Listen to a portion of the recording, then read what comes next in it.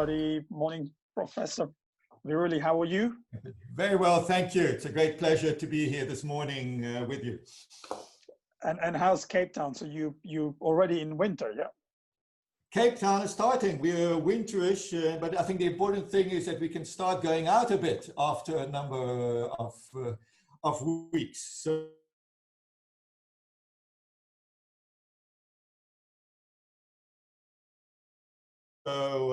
I think things are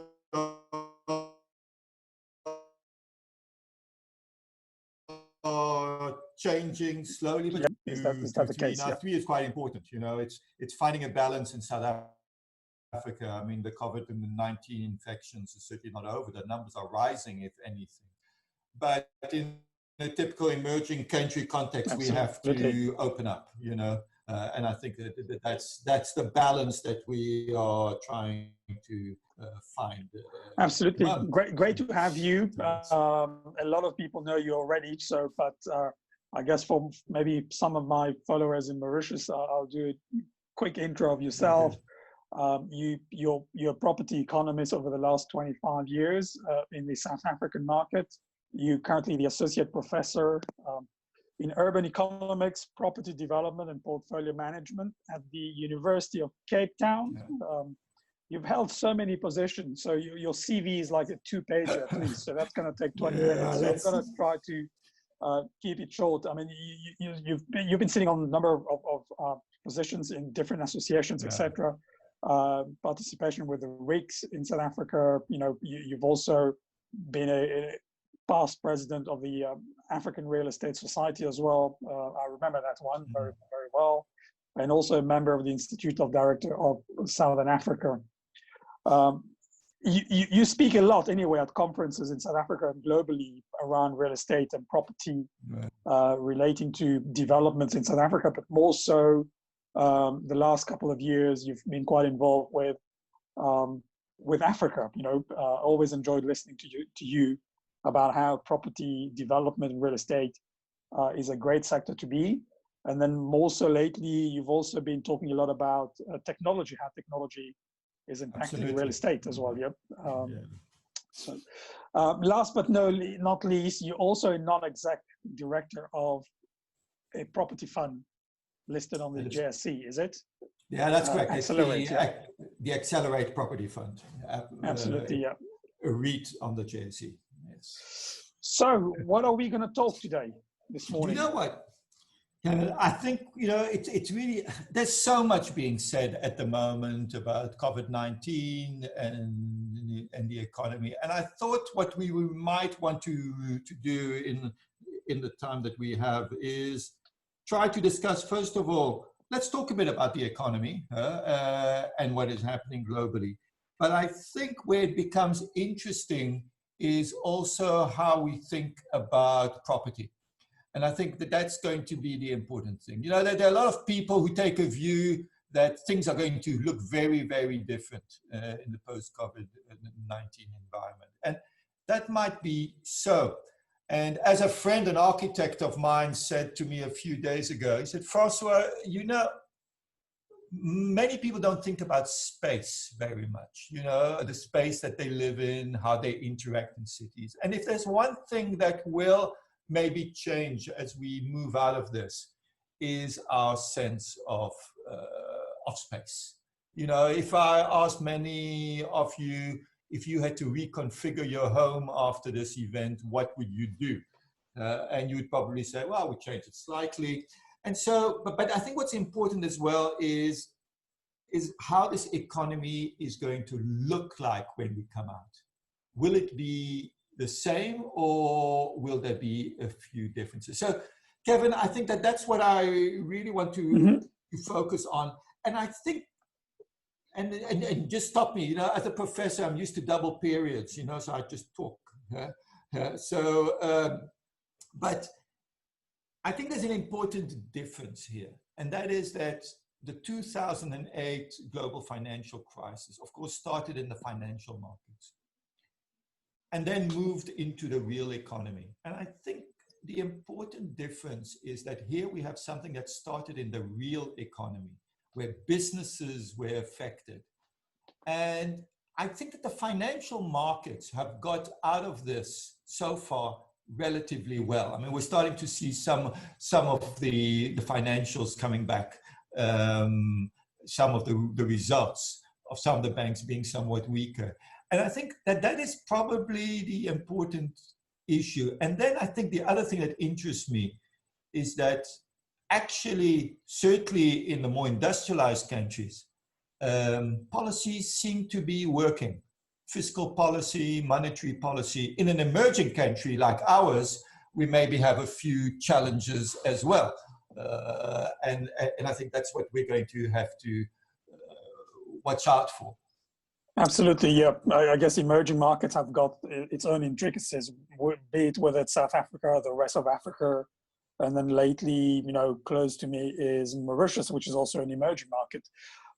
So you've put together a couple of slides. Yeah. It'd be great for you to go through, you know, okay. And I'll leave it to you. Yeah. Okay, let me start. I'm going to keep the slides fairly short, but I tend to show this slide to start with as we start. And you know what? We've been, and Kevin, as you said, I've been very much interested in the fourth industrial revolution, blockchain. I mean, the typical example which we had is when the South African economy closed down, the deeds registry closed down. And that was the end of property transactions. Now, quite a number of countries in the world have closed their deeds registry and put it on the blockchain and automated it. And so I think the way we do business has altered. So if you just look at the following schematic in front of you, we start with the agrarian economy. This is even before the first industrial revolution. And we see that people had to be close to each other. You'll see there under the word agrarian, proximity to other people. People lived in villages, close to each other. And then as we moved into the first industrial revolution, which was about steam and gas, proximity to raw materials, you had to be close to coal. And then we moved on to the second industrial revolution, markets. Then we started a bit with electronics, financial markets. And now as we enter the fourth industrial revolution, the interesting thing is proximity to other people coming back. And I suppose the issue that I've tended to say is that what we need at the moment is physical distancing, but not social distancing. I think we're sorting out the social distancing through the communication, the Zooms that we have, through the communications that we have. So I think that we're going to walk out of this scenario with a greater understanding of the fourth industrial revolution and what it can do. I think what's going to be important is how we think about distance. You know, I have a colleague who suddenly moved from South Africa to London. It really hasn't made much of a difference, just from a work perspective, how we operate. The other thing to bear in mind is it? Let me ask you this here. Sorry, I'm going to stop you here. No, if you don't mind. I'm going to ask you, when you talk about social, you know, which is interesting, yeah, you talk about proximity, and then eventually, you know, with the social distancing, etc. Isn't the word social, or shouldn't the word social be redefined? Because today we are so connected. You know, I look at myself. I look at even. I mean, it's not even an age thing. You know, even somebody who's 70 plus is so connected without being physically in front of somebody else. Kevin, and I think you're raising an interesting point there, and that is exactly the point. So I think that this word that we're using at the moment of social distancing, that's the last thing that we want. Maybe there's a sense of proximity of people, and I think you're quite right, you know, and I think the important thing, I've often argued, especially from the property market that I tend to look more at, that we have this property market and that we have these influences on the property market, but the property market itself remained fairly constant in the way it did things. And I think that is where the important change that is taking place. By the way, there are a lot of technologies, even in the prop tech space, that have gone wrong. because I think what people have forgotten is that there is still the human social interaction that people want to be involved in, especially with a house buying. How many houses do you buy in your life? Very few people are experts, so that they still want that person that they're going to speak to. Whether you have to be physically together is another issue. The other thing that I want to raise here is that, of course, in the past, the economies, your return was on a property. It was about square meters of gross lettable areas. More and more, it's about the service. The asset sits at the back. And I think that in the years to come, you know what I always say? When I go to a hotel, I don't say to myself, I'm renting 25 or 30 square meters for the next 2 nights. That doesn't cross my mind. I'm buying into a service. I'm buying into something. And I think what we're going to start seeing is a lot of property companies that are going to start looking more like hotel companies than merely selling GLA. In other words, co-working space, the service that you're going to get. And I think that as we start moving, we're going to see industries thinking very different, or sectors thinking very, very differently. That's a very interesting point, I guess, because that's going to mean eventually a change of mindset in the whole value chain, i.e. right from the beginning of pre-development to development operations, strategically repositioning of assets, of property assets, Absolutely. You know, Kevin, at the moment as a property company, and you know what the strange thing is? Most people, they'll walk into a building, they won't even know who owns the building. They may have a little plaque of the property management company. But when I walk into a hotel, I know what hotel group I'm in. There's a branding. It's very clear.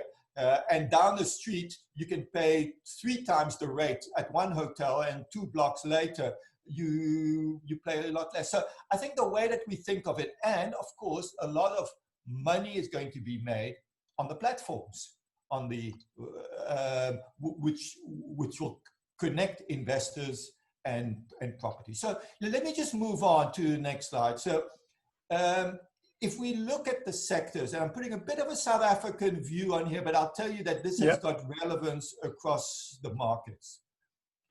What we're starting to see is, as we entered globally the COVID, let's argue 2020, we had a few darlings of the property sector. Suddenly, the industrial sector, let's take it this way. The South African return was 7.9 in 2019. The industrial sector gave us 10%. Residential 7.9, retail 7.6, and then office. So what you start seeing here is suddenly the logistics sector doing particularly well. Why? Because of e-retailing and others. And if you look at the returns, at the top, you have your little shopping centers, and at the bottom, you've got your big regional and that was already pre-COVID-19, when you talk about the industrial generating better returns, So that's already telling what was happening. And that is exactly the point. I'm not going to stay too long on this graph, because exactly your point, and I think you're making the critical point here. This comes out of the United States and out of Europe. Now, why I'm showing this, it's not necessarily the property story. You know, even if you leave the property story out and you just look at this in terms of the economy, look at the sectors that are on top, where investors are really interested in, 1 to 10. Let's have a look at them. Number 1, logistics. Now, I can tell you that 5 years ago, if I'd shown you this graph, the bottom 5, 20, 21, 22, 23, 24, would have been on top. Now we suddenly have those sectors at the bottom of the list. And at the top of the list, we suddenly have all sorts of other things. Hotels being above it. Well, let's just go through it. Logistics, number 1, exactly, because what has happened, your warehouse is becoming the new shopping center, in short, with e-retailing. And enormous amounts. And then what you start seeing is retirement, co-living. Now you start seeing co-living, co-working, student housing, affordable housing, healthcare. Now, those sectors all have a high level of facilities management. In other words, it starts reflecting what is happening in this economy, that people increasingly want to buy a service. They want to live somewhere. You know, I suppose many of us have often been in a hotel where we've said to ourselves, I could actually live here. You know what? This is quite nice. I mean, my bed gets done, my food. I can live here. And I think what we're going to start seeing as we move out of the COVID-19 is an economy where people are still going to look at these long-term trends. And Kevin, where your point was critical, these are not trends that have come up in the last 2 months. These are long-term trends impacting on the property. It may accelerate somewhat. Which is an interesting point. Is that, do you think it's to do with the fact that the world is evolving? I mean, be it whether you are sitting in the developed world, because obviously if you're sitting in Europe, for example, you know, retirement is the big thing because, you know, you've got an aging population as well. But then as we growing out in Africa, including Mauritius or South Africa as an emerging market, you know, you move from the basic stuff to, you know, to as a middle income country or upper middle income country where you need more services as well, yeah, as opposed to your basic stuff, because you've already had your basic stuff 10 years ago. You know, well, and I think that's exactly it. I think that's exactly it, Kevin. I mean, if we look at the first 10, they all have a high level of facilities management attached to them. Healthcare, maybe not so much data centers, affordable housing, student housing. And then we see almost halfway through the hotel. And then below that, you start seeing offices, leisure parking, business park. In other words, exactly your point, the bottom ones where you were told, well, come and rent from us and bring your desk along, and I don't want to get involved in what you have to offer, has a very changing world. And I think that's really what we want to bear in mind. So I think that when we look forward, I tend to use things like STEEP. You know, S is for social, T for technology, economic, environmental, and political, STEEP. And I think we're seeing social changes. We're seeing technological trends in the market, environmental. I think that every property boom that we've seen in the world has been due to structural issues, and then finally your political. I mean, the other interesting thing out of that table is the last four in the bottom of that table. Wow. It's very telling, isn't it? You see, this is where it becomes interesting. That it's the last four where many of us have been focused over the last few years. Business park, suburban, and as I showed you in the results of the South African property market, some of the lesser performing sectors are at the bottom. So I think what I find interesting is not to say the property story, but the way that the new economy and how we're thinking about things starts manifesting itself through the economy. Now, if we take a shorter term perspective, now this was in 2019, in the shorter term, you could argue that some people are going to say, the last thing I want in my life is co-working, I'd rather be in my own office of my corporate head office than in a co-working space where I rely on the co-working provider to provide me with the level of sanitation and others that I'm looking for. By the way, there's one thing that's starting to come up in the US at the moment, and that is that companies are saying, we want more space rather than less. Now, if you think a WeWorks probably works at around 4 square meters per person average. So companies are starting to say, well, let's bring everybody to work, but we need distancing. So we need to go and rent the building next door in order to have a bit more space. My argument is that we will walk out of COVID, not necessarily all working from home, but I think we'll walk out of this with flexibility. In other words, if you think you can work from home, do it. If your home environment is such that you can't work at a table with 3 children running around you, come to work. In other words, I think that the word coming out of here is going to be flexibility rather than a regimented way. I mean, in some markets, we've already started talking about, for example, even in the UK market, in Nordic countries, they're even talking about flexible working, you know, like a couple of years ago, like 4 day a week, for example, you know, and now I'm hearing, which is interesting, 3 months ago with friends of mine in South Africa, for example, who run their own business, you know, Sure. flexi working was unthinkable. Yeah. And when I spoke to them over the last 2 or 3 weeks, you know, drastic change. Yeah. So Absolutely. now they're even talking like 3 days at the office and 2 days at home, for example. Yeah. Well, Kevin, you know, where it's interesting is that some companies are going to start bringing their employees back and have said, first, you're going to be 4 days away. Then you're going to be 3 days away. Then you're going to be 2 days away. And some companies have argued maybe we'll stop at two days away. In other words, for the average employee, for 2 days a week, we don't need to see you. And let's see how we go. I just want to share the following with you, and just to take a bit of a shorter term perspective on this.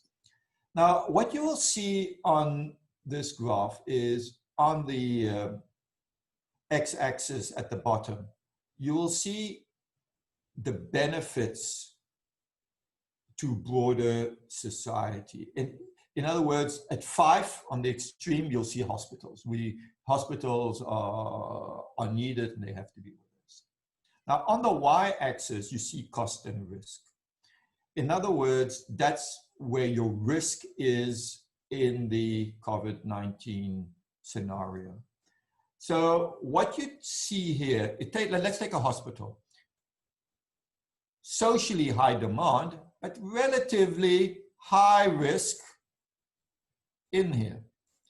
So now you also have sectors that have benefits, infrastructure, government building, government infrastructure, which are high on benefits and relatively low from risk. So invariably, these are the ones we're going to open up first, because we have to open it up for social reasons. The risks of doing so are relatively low. I mean, agriculture, you've got, as you can imagine, a lot of physical distancing, logistics, we need to keep things going, but they're often not too many people involved. Ports and so forth. So it is absolutely what we start seeing here is that government infrastructure opens up fairly quickly, depending on what we have. And then we have our rail networks, private residential, hospitals opening up. And then I think what will happen in many of our economies is that over time we will start moving towards the left of this graph. We'll probably start here because socially we have to. Then we will start moving into airports, universities, banks. Then we will go into restaurants, hotels, opening up behind that. And then finally, although I'm amazed how some car showrooms have opened up early, but anyway, they're always, and then I think museums, art galleries will open up back. So I think that when we look at these economies across the world, we will start seeing in the short term a sequencing taking place as sectors open. But Kevin, I still want to get back that I think we have to be very careful that there are long-term trends that are with us, and we mustn't lose those long-term trends. And in these long-term trends, obviously, because there's also a shift of the new generation coming up. I mean, you've talked about in your previous slide as well, co-living, co-working, retirement, etc., services. Yeah. Are you seeing in South Africa, for example, are you seeing more investment already going into the, let's say, in that table, you know, the top 5 or the top 6? Yeah, look, it's an interesting point. I mean, this came out of the Urban Land Institute in the United States and Europe. So my initial response to this was, well, this is an industrialized country story. It's probably got less impact. But the more I am testing this, the more I am seeing that this, I think, will have relevance for us as well. Look, I think the world is changing. We used to build shopping centers. I suppose we used to take a view, certainly here with your out-of-town shopping centers, that we didn't have the densities. People lived far apart. So what did you have to do? You build a shopping center. You say to everybody, drive to our shopping center. And you hope that enough people drive to where you want to be. Now, where I think things could well be changing is that I think the level of densities in our cities are going to increase. I mean, I've seen flats at the moment of 20 square meters, 5 steps by 4 steps. That's your entire flat.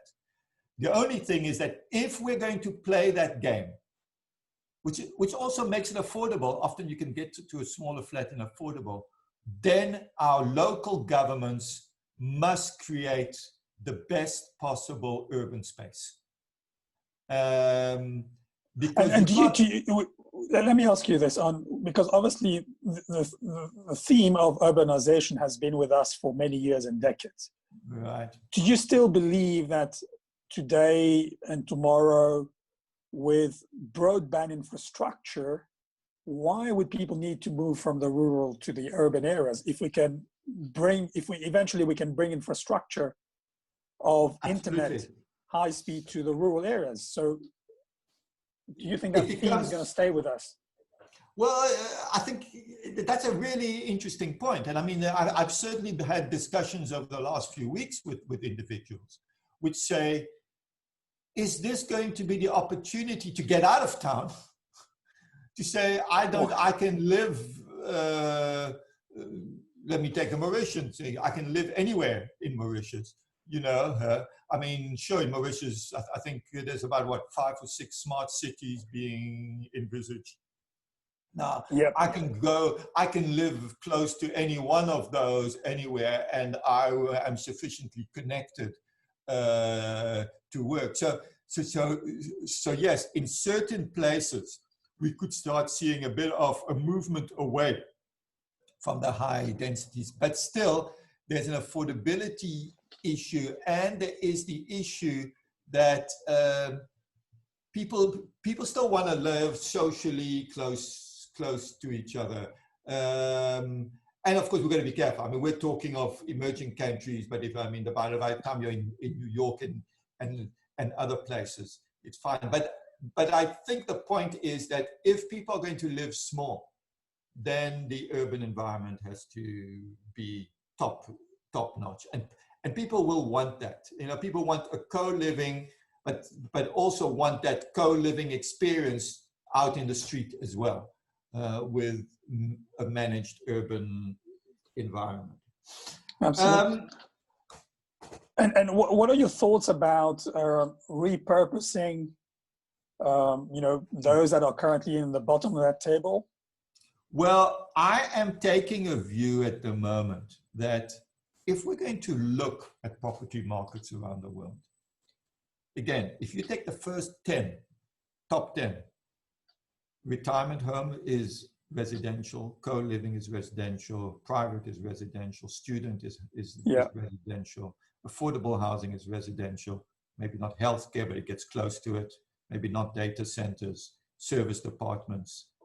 And you start seeing of the first 10, I think 7 of them are residential.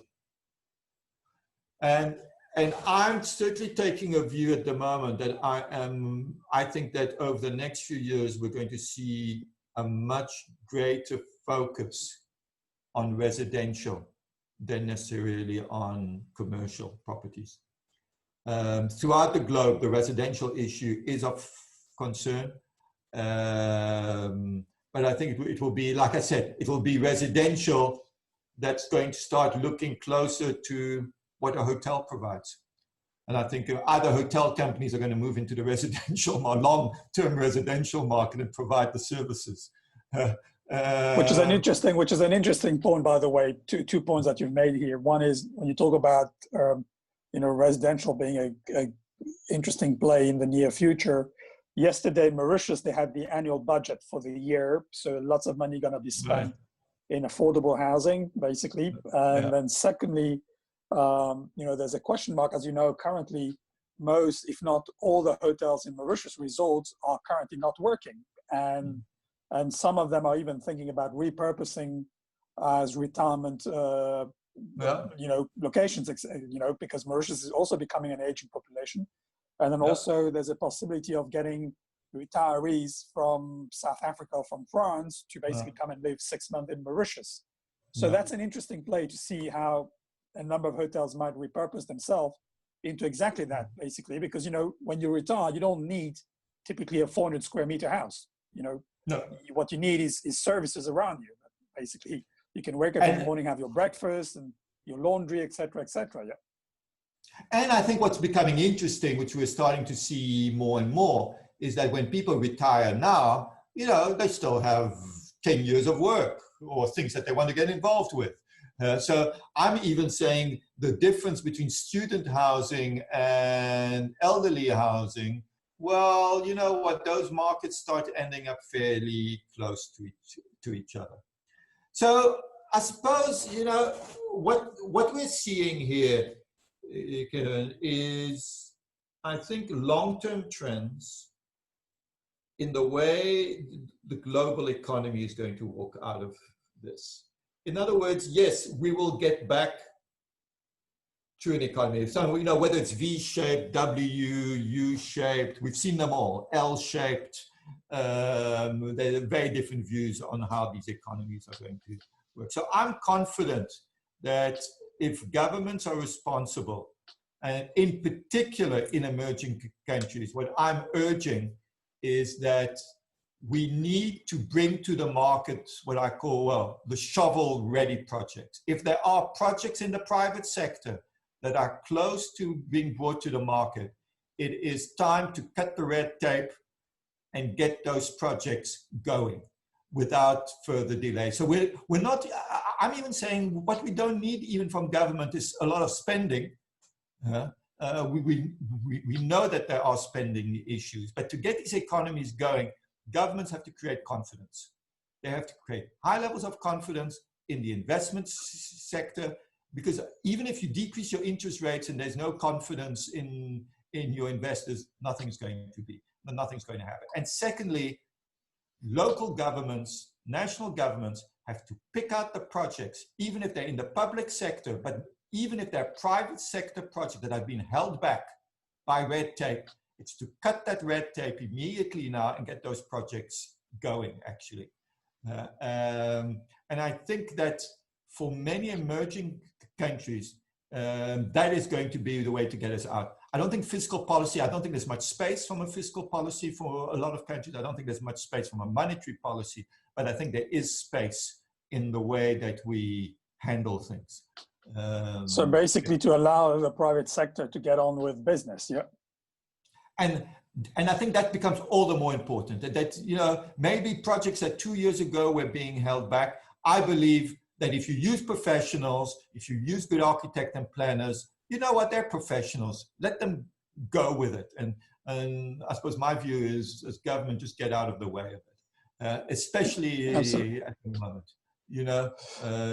We can't have infrastructural projects being held back at the moment anywhere in an environment where we get the economy. And then my view is that when the economy is going to come back, I don't see major changes. And that's why I'm saying many of these trends that we've just discussed in the past half an hour, I think are with us. Maybe where we thought we were going to be in 5 years, we will be there in the next year or two. We'll just see an acceleration on a number of issues. And then my final view would be, this is going to be about service. This is not going to be about the bricks and mortar. This is going to be about, especially in the property sector, in the services that we provide. Very interesting. So I've got. I mean, it's like I knew it. You know, time will fly, will fly very quickly, and we're already 40 minutes plus. But we could go on for another hour. But I've got a last question for you. You know, which I agree with you in terms of services, etc. So it's almost like you asset stripping the brick and mortar versus the services that it provides. Etc. How do you think this will impact valuation of brick and mortar? You know, where would that value lie? Well, and this becomes a very interesting point because, first of all, look, the valuation profession has got its problems at the moment. I mean, no one wants to value properties in this environment. And I suppose all I would say is that if you have to value, you value now, and then you make a point to value very quickly again next year when it's all over. But it comes back to the point that the traditional valuation was based on the valuation of net income on the back of a lease. I think we're going to get much closer to the business case, pretty much the way we value a hotel. Yeah. And I think that if we look at the way hotels are managed, who owns a hotel, the management company attached to a hotel, I think that we're and the way that we value a hotel operation will get very much closer to the real estate story than what we've seen in the past. That will be very interesting to see how that's going to evolve eventually, you know, and maybe it's sort of very interesting because obviously there's a value to put into those who are going to be providing those services at the malls, for example. Yeah, absolutely. And I think that, you know what, I think that we're going to shift facilities management and put it a bit on steroids. I can say the FM game has been there a bit in the past, and saying, well, it's not quite the sideshow to be unfair, but I think that FM is going to move to the center of what we're going to do. And we're going to see it in the short term as people get back to work, as we go through the COVID, where you're going to rely very much on the way this game is being, your property, where you work is being run to a much greater degree than we've seen. So I think the services being provided, and you know what, and I don't want to focus on the hotels sector here, but I mean, the specialists in FM are surely people in the hotel business. You know, you walk in, from the first 5 minutes, you get a sense of the service that you're going to get and how it's being run. So I think that, and so yeah, it comes back to my point. The money ultimately is not going to be made in the rental. The money is going to be made in the services. So that's good news for FM businesses, yeah, because they used to be seen as, you know, the people in the basement typically. So they're going up the value chain, yeah. Absolutely, and again, if I show again the top 7, the top 10, they all have a very high level of FM attached to them, you know, and so yes, FM moves to the center of the game. In what we're going to be doing and how we're going to be thinking, how we're going to think of space, how airlines, you know, we may walk out of here saying that maybe over the last few years we were stacking people next to each other in offices, on planes and so forth. Maybe it did make things a bit cheaper and things, but maybe we walk out of here saying maybe we actually went too far with that game. We'll see. We'll see how it goes. Great. No, thank you very much. We've already reached 40 minutes. It's amazing. I mean, how things can go very quickly. And the great thing is you've captured all these in two slides. Yeah, perfect. That's the great thing about being a professor. Yeah, you only need one slide. And you can talk and you can talk 2 hours on one slide. Fantastic. Maybe I'll go more minimalist going forward. I'll show you 2 photos or something and talk. Yeah, that's the big, obviously that's the big thing, with millennials. So absolutely, and you talked about smaller apartments, etc. 20 squares, Exactly. like in Tokyo.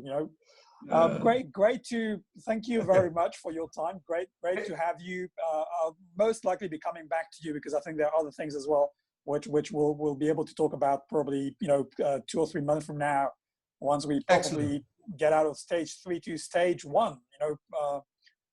That's complete Uh, freedom, isn't it? Stage 1 in South Yeah, Africa. I think we'll all feel a bit like inmates that we've left prison, and we need to be reintegrated into society. But anyway, Yeah, yes, absolutely. Thank you very much, it's a Professor, and take care, and speak to you soon. Yeah, good. thank you. And to those who were watching the webinar, thank you very much for your time, and I hope that you also found it Thank you. useful. And Kevin, thank you very much for inviting me. Thanks.